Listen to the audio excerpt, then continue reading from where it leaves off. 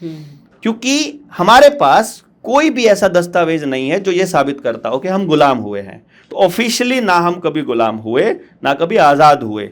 Hypothetically उन्होंने हमारे देश के अंदर लोगों ने सोचा, हमारे जो क्या क्या नाम दोगे कि अंग्रेज़ों को भगाना है, क्या नाम दोगे कि वो जो दौर चल रहा था उसको गुलामी का ही नाम दे देते हैं, क्योंकि अपनी मर्जी से कुछ नहीं कर पा रहे थे। तो आज भी हम इसको गुलामी का नाम दे देते हैं।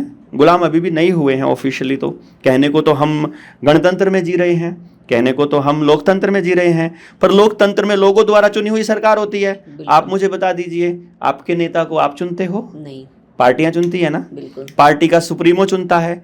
जब आपके नेता को सुप्रीमो चुन रहा है, जब वो सुप्रीमो के हिसाब से ही कानून बनने हैं, जब बाजार की फंडिंग से ही देश चलना है, जब उद्योगपति ही चला रहे हैं, उस वक्त भी तो ईस्ट इंडिया कंपनी चला रही थी, आज भी ईस्ट इंडिया कंपनी चला रही है। निगम, कॉरपोरेशन, कंपनी होती है। तो जींद का कॉरपोरेशन, जो म्युनिसिपल कॉरपोरेशन जिसको कहते हो आप, एमसी बोलते हो, वो भी तो कॉरपोरेशन है। अगर कॉरपोरेशन है तो उसको कौन चला रहा है? निगम चला रहा है। निगम क्या है? कंपनी है। कंपनी एक्ट किसका है? ईस्ट इंडिया कंपनी का है। तो जितनी भारत में कंपनियां हैं जो कंपनी एक्ट के अंदर चलती हैं, वो सारी ईस्ट इंडिया कंपनी की सब्सिडरी ब्रांच है। तो अब आपके जींद को अगर कॉरपोरेशन चला रहा है, ईस्ट इंडिया कंपनी चला रही है, तो आप इसको आजाद कहते हो कि गुलाम? मुझे नहीं पता। आपको कह दिया है आप आजाद हो, लेकिन आप अपनी मर्जी से चल नहीं सकते।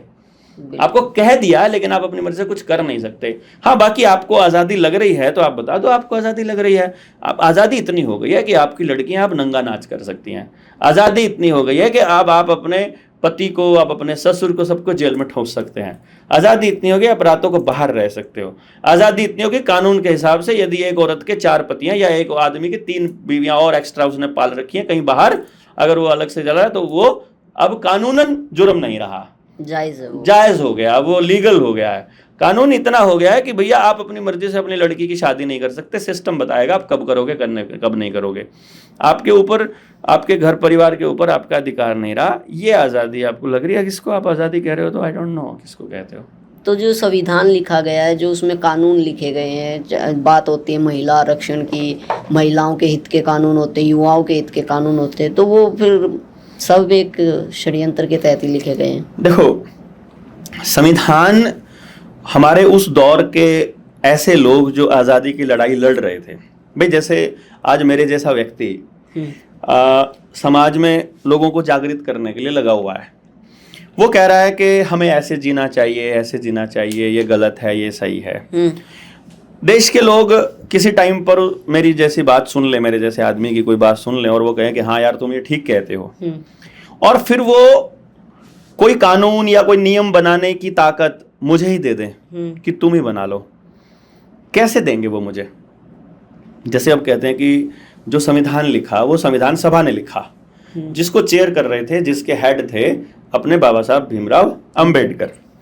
अब बाबा साहब अंबेडकर को किसने कहा कि तुम इसको चेयर करो? क्योंकि उस वक्त जो संविधान सभा बनी थी वो अंग्रेजों के हिसाब से बनी थी। तो उसमें कौन कौन लोग थे जो संविधान सभा के अंदर जो पार्टिसिपेट कर रहे थे? जो लोग या तो उस वक्त